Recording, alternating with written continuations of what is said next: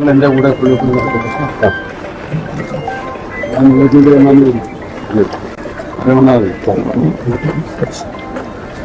വയനാട് ജില്ലാ സെക്രട്ടറിയാണ് CPIM-ന്റെ റഫീഖ് എന്ന ആളുടെ പേര്. മമ്മൂക്ക പറയാണ്, എന്റെ പിന്നാലെ ഇങ്ങനെ നടക്കല്ലേ, ഞാൻ നിങ്ങൾക്ക് വേണ്ടി വന്നതാണെന്ന് ജനങ്ങൾക്ക് തോന്നിപ്പോവില്ലേ? അപ്പൊ എന്തിനാ മമ്മൂക്കയുടെ വന്നിട്ടുള്ളത്? 176 വീടുകളാണ് വയനാട് ടൗൺഷിപ്പ് എന്ന പേരിൽ ആ ഒരു പദ്ധതിയിൽ സർക്കാർ കൊടുക്കുന്നത്. ഈ ഒരു പ്രോഗ്രാമിലേക്ക് പിണറായി വിജയൻ, അതായത് മുഖ്യമന്ത്രി, ക്ഷണിച്ചിട്ടാണ് ഇദ്ദേഹം അവിടെ എത്തിയിട്ടുള്ളത്. സ്വാഭാവികമായിട്ടും ആള് ഇതൊരു രാഷ്ട്രീയ പരിപാടിയല്ല എന്നറിയാം, അതുകൊണ്ടാണ് ആളൊരു വാക്ക് ഉപയോഗിച്ചിട്ടുള്ളത്. എന്നാൽ ഇതേ റഫീഖ് എന്ന് പറയുന്ന വ്യക്തിയെ VD സതീശൻ ചേർത്ത് വെക്കുന്ന ഒരു വീഡിയോ, അതും വലിയ രീതിയിൽ ഇപ്പൊ ചർച്ചയാണെന്നുള്ളതാണ്. എന്തുകൊണ്ടാണ് ഇപ്പൊ ഈ ഒരു കാര്യം ചർച്ചയാവാൻ കാരണം എന്ന് വ്യക്തമായി മനസ്സിലായിട്ടുണ്ടാവും. കോൺഗ്രസ്സുകാരനായിട്ടുള്ള ഒരു മനുഷ്യനെ എല്ലാവരുടെയും മുന്നിലിട്ട് നാണം കെടുത്തിയിട്ട് വളരെ മോശപ്പെട്ട രീതിയിൽ ചിത്രീകരിച്ചത് നമ്മൾ കണ്ടത് സൈബർ ഇടങ്ങളിൽ തന്നെയാണ് നടന്നത് എന്നുള്ളതാണ്. അതുപോലെ തന്നെ റഫീഖിനെ നാണം കെടുത്തിയപ്പോ മമ്മൂട്ടിയിലേക്ക് തിരിയാൻ കഴിയുന്നില്ല ആളുകൾക്ക്, റഫീഖിലേക്കും തിരിയാൻ കഴിയുന്നില്ല ആളുകൾക്ക്.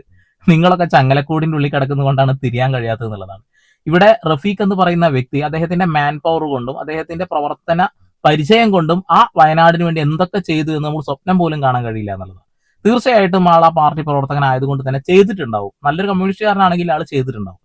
എന്നാൽ മമ്മൂട്ടി എന്ന് പറയുന്ന മനുഷ്യനൊന്നും ചെയ്തില്ല എന്ന് പറയാൻ കഴിയില്ല. 37 ലക്ഷം രൂപയാണ് അദ്ദേഹം ദുരിതാശ്വാസ നിധിയിലേക്ക് ഈ ഒരു പ്രോഗ്രാമിന്റെ ഭാഗമായിട്ട് സംഭാവന നൽകിയിട്ടുള്ളത്. അത് കൂടാതെ മമ്മൂട്ടി കെയർ ആൻഡ് ഷെയർ എന്ന ആ ഒരു സംഘടന മുഖാന്തരവും ഒരുപാട് സഹായങ്ങൾ നൽകിയിട്ടുണ്ട്. രണ്ടുപേരും മോശക്കാരാണെന്ന് ഞാൻ പറയില്ല. പക്ഷെ എന്തുകൊണ്ടാണ് മമ്മൂട്ടിക്ക് ഇങ്ങനെ ഒരു തോട്ട് തോന്നിയത് എന്നുള്ളത് ഒന്ന് കാണിച്ചു തരാം. കാണട്ടെ, ഒരു സഹകരിച്ചു കൊടുക്കുക, അതല്ലേ ശരി. ഇനി ഇറങ്ങരുത് കേട്ടോ. വണ്ടി എടുപ്പിച്ചു.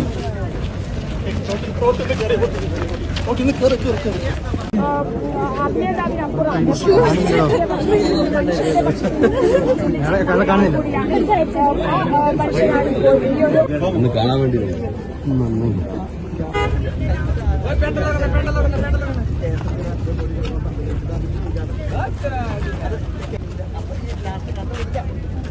ഒരു കമ്മ്യൂണിറ്റി ഹാള് വരുന്നുണ്ട്, ഒരു ഡിസാസ്റ്റർ മെമ്മോറിയല്.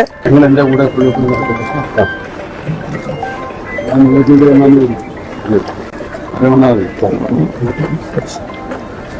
ഓക്കെ, നിങ്ങളത് കേട്ടല്ലോ.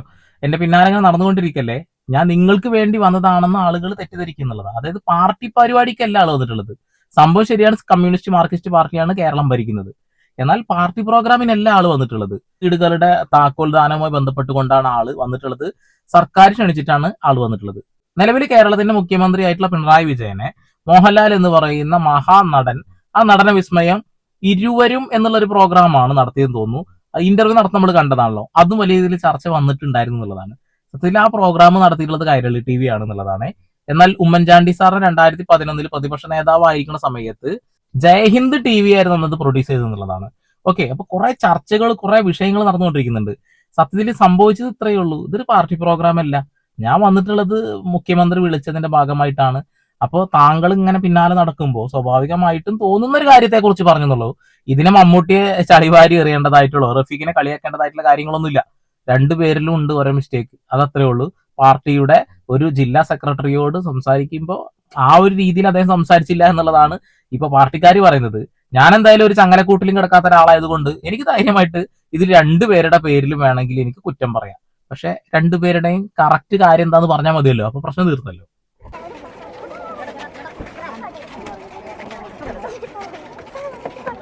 പിന്നാലെ പോയതിനെ പിന്നെ കുറെ ആളുകൾ പറഞ്ഞ കാര്യങ്ങൾ ഉളുപ്പില്ലാതെ പോയി എന്നുള്ളത്. അത് ഉളുപ്പില്ലാതെ പോയതല്ല, അദ്ദേഹത്തിന്റെ ഒരു കടമ അദ്ദേഹം അവരോട് നിറവേറ്റി എന്നുള്ളതാണ്. കാരണം ജില്ലാ സെക്രട്ടറി ആയതുകൊണ്ട് തന്നെ അദ്ദേഹത്തിന് ചിലപ്പോൾ പാർട്ടി നിയോഗിച്ചിട്ടുണ്ടാവും ഈ കാര്യം ചെയ്യണമെന്നുള്ള കാര്യം, അത്രേ ഉള്ളൂ. എന്താണ് ശരിക്കും ചൊടിപ്പിക്കാൻ കാരണം എന്നുള്ളത് ഈ വീഡിയോ കണ്ട മനസ്സിലാവുന്നുള്ളതാണ്. അദ്ദേഹത്തിന്റെ തൊട്ടടുത്ത് എല്ലാവരെയും തള്ളി നീക്കിക്കൊണ്ട് ആളിങ്ങനെ വഴി ഒരുക്കി ആളുകളെ തള്ളി നീക്കി ഇങ്ങനെ പോയിക്കൊണ്ടിരിക്കുന്നുണ്ട്. അദ്ദേഹം അത് കണ്ടുകൊണ്ടിരിക്കുന്നുണ്ട്. സ്വാഭാവികമായിട്ട് ആൾക്ക് തോന്നിയേക്കാം പാർട്ടിയുടെ പരിപാടിക്കല്ലല്ലോ ഞാൻ വന്നിട്ടുള്ളത് എന്നുള്ളത്. അതാണ് എനിക്ക് മനസ്സിലാക്കാൻ കഴിഞ്ഞിട്ടുള്ളത്. എന്തായാലും വയനാട് ദുരന്തം നടന്ന സമയത്ത് VD സതീശൻ ഈ പറയുന്ന റഫീഖിനെ ഏത് രീതിയിലാണ് കണ്ടതെന്ന് കാണിച്ചു തരാം. നിങ്ങൾ ഇവിടെ തന്നെ ഉണ്ടല്ലോ, ഞാൻ ആദ്യം വരുമ്പോ ഉണ്ടായിരുന്നു. നിങ്ങളല്ലേ ആദ്യം മുതലേ ഉണ്ടല്ലോ? അയ്യോ, ഇവിടെ ഉണ്ടായിരുന്ന ഞാൻ അങ്ങോട്ട് പോയപ്പോ ഇവര് പറഞ്ഞു ഭൂകമ്പം ഉണ്ടായിട്ട് ഇനിയും പോസിബിലിറ്റി ഉണ്ടെന്ന് പറഞ്ഞിട്ട് ഒരു ഇതുണ്ട്, ഒരു വാർണിംഗ് ഉണ്ട് ഉണ്ടായി.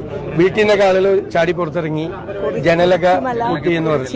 ഇനിയും പോസിബിലിറ്റി ഉണ്ടെന്ന് പറയുന്നു.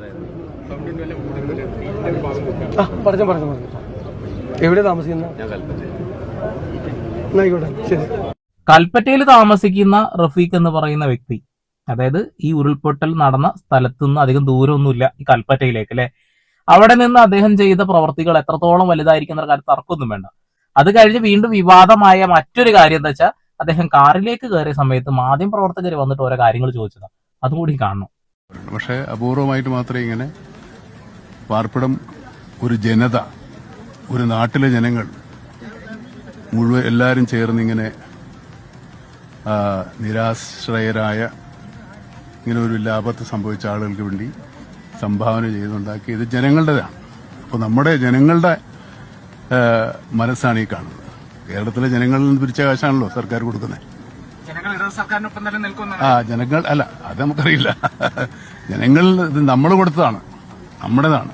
കേരളത്തിന്റെ ഒരു എന്താ പറയാ സോഷ്യൽ ക്യാപിറ്റൽ, സാമൂഹ്യ മൂലധനമാണ് ഈ കാണുന്നത്.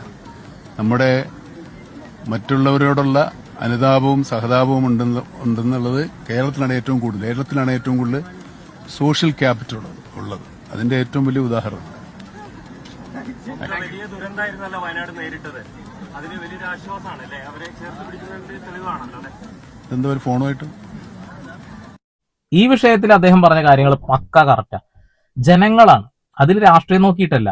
അതിനിടയിലുള്ള ചോദ്യമാണ് എല്ലാവരും ഇടതുപക്ഷത്തിന്റെ കൂടെ തന്നെ നിൽക്കുന്നുണ്ട് എന്നാണോ അതിനർത്ഥം എന്നുള്ളത്. അങ്ങനെ പറയാൻ കഴിയില്ല എന്ന് പറഞ്ഞ കറക്റ്റാ. ഇവിടെ ഇടതുപക്ഷമാണോ വലതുപക്ഷമാണോ അതൊന്നും നോക്കിയിട്ടല്ല ജനങ്ങൾ സഹായിച്ചിട്ടുള്ളത്. ഒരു ദുരന്തം വരുമ്പോൾ മലയാളികൾ ഒന്നിച്ചു നിൽക്കും. അവിടെ ജാതി മത വർണ്ണ രാഷ്ട്രീയം ഒന്നുമില്ലടോ, അവരെല്ലാവരും ഒരുമിച്ച് നിൽക്കും. അതിന്റെ ഏറ്റവും വലിയ ഉദാഹരണമാണ് ഇതെന്നുള്ളതാണ് അല്ലെ. 37 ലക്ഷം രൂപ മമ്മൂക്ക കൊടുത്തു. അതേപോലെ തന്നെ 1 രൂപയെങ്കിൽ 1 രൂപ എന്ന രീതിയിൽ ആളുകൾ കൊടുത്തിട്ടുണ്ട്. നമ്മുടെ പണം തന്നെയാണ്, നമ്മുടെ എല്ലാവരുടെയും പണം ഉപയോഗിച്ചുകൊണ്ട് തന്നെയാണ് ആ ഒരു ടൗൺഷിപ്പ് അവിടെ വന്നിട്ടുള്ളത്. അതിന് നമുക്ക് എല്ലാവർക്കും അഭിമാനിക്കാം എന്നുള്ളതാണ്. അതിന്റെ അപ്പുറത്തേക്ക് ഒരു രാഷ്ട്രീയ ഇതിൽ പറയേണ്ടതായിട്ടുണ്ടോ എനിക്കറിയില്ല. ഇപ്പോ കോൺഗ്രസ് രാഷ്ട്രീയ പാർട്ടിയെ പല രീതിയിലും ചൂഷണം ചെയ്യുന്ന, പല രീതിയിൽ ഉപദ്രവിക്കുന്ന ആളുകളുണ്ട്. കമ്മ്യൂണിസ്റ്റ് മാർക്സിസ്റ്റ് പാർട്ടിയെ ചൂഷണം ചെയ്യുന്ന ഉപദ്രവിക്കുന്ന ആളുകളുണ്ട്. സ്വന്തം പോക്കറ്റ് നിറയ്ക്കുന്ന രാഷ്ട്രീയ നേതാക്കന്മാർ എല്ലാ രാഷ്ട്രീയ പാർട്ടിയിലും ഉണ്ട്. ചില ആളുകൾ മാത്രമായിരിക്കും ആ പാർട്ടിക്ക് വേണ്ടി യഥാർത്ഥത്തിൽ മനുഷ്യന്മാർക്ക് വേണ്ടി പ്രവർത്തിച്ചിട്ടുണ്ടാവുക. ഇവിടെ മമ്മൂക്കയെ കുറ്റം പറയുന്ന ആളുകൾ ഒന്ന് ശ്രദ്ധിക്കുക. മമ്മൂക്ക പറഞ്ഞ കാര്യം കറക്റ്റാണ്. മമ്മൂക്ക ഇപ്പോ കൈരളി ചാനലിന്റെ ചെയർമാനും കാര്യങ്ങളൊക്കെ ആയിരിക്കാം. ആ സമയത്ത് മമ്മൂക്ക അതാ വന്നിട്ട് പാർട്ടിയുടെ ഒരാളെ പിന്നാലെ നടക്കല്ലേ, അവിടെ മാറിക്ക് എന്ന് പറഞ്ഞു എന്ന് ചൂണ്ടിക്കാണിച്ചുകൊണ്ട് മാത്രം ഒരു മോശക്കാരനെ ചിത്രീകരിക്കേണ്ട കാര്യമില്ല. അദ്ദേഹം പറഞ്ഞ കറക്റ്റ് തന്നെയാണ്. അതേപോലെ റഫീഖ് എന്ന് പറയുന്ന വ്യക്തിയെ നാണം കെടുത്താൻ കഴിയാത്ത ഒരു വ്യക്തിയും കൂടിയാണെന്നുള്ളതാണ്. പാർട്ടി നിയോഗിച്ചിട്ടുണ്ടാകാം, പക്ഷെ അത് മമ്മൂക്കയെ അറിയിക്കേണ്ടതായിട്ടുണ്ട്. അങ്ങനെ അറിയിച്ചിരുന്നെങ്കിൽ മമ്മൂക്ക ചിലപ്പോൾ ഇതൊന്നും പറയില്ലായിരുന്നു എന്നുള്ളതാണ്. പക്ഷെ പാർട്ടി എല്ലാ പ്രോഗ്രാമും നടത്തുന്നത് അത് ഈ കേരളം ഭരിക്കുന്ന മുഖ്യമന്ത്രിയുടെ ഓഫീസിൽ നിന്നും ഔദ്യോഗികമായിട്ടാണ് അദ്ദേഹത്തിനെ ക്ഷണിച്ചിട്ടുള്ളത്. അപ്പൊ തീർച്ചയായിട്ടും അദ്ദേഹം മാറി നിൽക്കുക എന്ന് പറയുന്ന വാക്കിനെ തള്ളിക്കളയാൻ പറ്റില്ല. ചില ആളുകൾ പറയുന്നുണ്ട് ഞാൻ മമ്മൂട്ടിയുടെ വലിയ ഫാനായിരുന്നു, ഇനി ഞാൻ നിങ്ങളുടെ ഫാൻ അല്ല എന്നൊക്കെ പറയുന്നുണ്ട്. നിങ്ങൾ AC ആവുന്ന പോയിട്ട് ഒന്ന് പോടുന്നു. കുറെ എണ്ണം ഇറങ്ങിയിട്ടുണ്ട്. മമ്മൂക്കയുടെ കെയർ ആൻഡ് ഷെയറും ഈ ഒരു പദ്ധതിയുടെ ഭാഗമായിട്ടുണ്ട്. അതായത് ഒരുപാട് പണിയെടുത്തിട്ടുണ്ട്. അതേപോലെ തന്നെ ഓരോ മനുഷ്യന്മാരും പണിയെടുത്തിട്ടുണ്ട്. ഒരാളെയും നമുക്ക് വില കുറച്ച് കാണാൻ കഴിയില്ല എന്നുള്ളതാണ്. റഫീഖിനെ മാറ്റി നിർത്തിയതിൽ സങ്കടമൊക്കെ ഉണ്ട്. പക്ഷെ ആ കാര്യം പറഞ്ഞത് കറക്റ്റ് ആണെന്ന് ഞാൻ വിശ്വസിക്കുന്നത്. റഫീഖിനെ ചേർത്ത് വെച്ച VD സതീഷിന്റെ വീഡിയോ നിങ്ങൾ കണ്ടില്ലേ? കമ്മ്യൂണിസ്റ്റുകാരായ നിങ്ങൾ അതിനെ ഏത് രീതിയിലാണ് കാണുന്നത്? അത്ര എനിക്ക് പറയാനുള്ളൂ. എല്ലാതും കാണേണ്ട രീതിയിൽ കാണുക, വെറുതെ വിദ്വേഷം ഉണ്ടാക്കാൻ വേണ്ടിയിട്ട് കാണാതിരിക്കുക. ഇത് ആഘോഷിക്കുന്ന രാഷ്ട്രീയ പാർട്ടിക്കാരുണ്ടാവും, അതങ്ങനെ തന്നെയല്ലേ കാലങ്ങളായി നമ്മൾ കണ്ടുകൊണ്ടിരിക്കുന്നതല്ലേ. അങ്ങോട്ടും ഇങ്ങോട്ടും പഴിചാരിക്കൊണ്ടിരിക്കും, സ്വാഭാവികം. രാഷ്ട്രീയം അത്രയൊക്കെ തന്നെയാന്നുള്ളത്. അതിന്റെ അപ്പുറത്തേക്ക് പെണ്ണ് കേസ് അത് ഇതെന്നൊക്കെ പറയുന്ന പരിപാടിയാണ് നമുക്ക് സഹിക്കാൻ പറ്റാത്തത്.